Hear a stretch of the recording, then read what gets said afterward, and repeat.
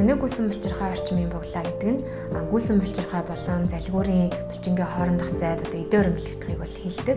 Энэ ихэвчлэн гүйсэн булчирхай цочмог болон хурц үрслийн үед үүсдэг хүндрэл хэлбэр байдаг. За хөвчлийн шалтгаан гэвэл дандаа нэм болон бактери халдварууд байх бөгөөд үүнээс стрептокок А бүлгийн одоо нянгуудын халдвар нь илүү их үсэж идэг.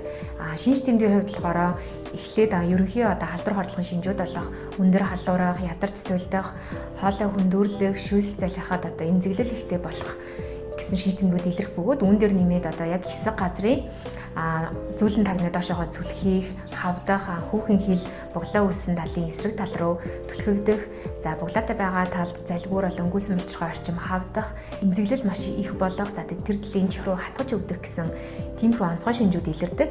За хэрвээ ийм шинж танд илэрсэн бол та заавал мэрэгжлийн чихмар хоолой эмчид одоо яаралтай үзүүлэх шаардлагатай.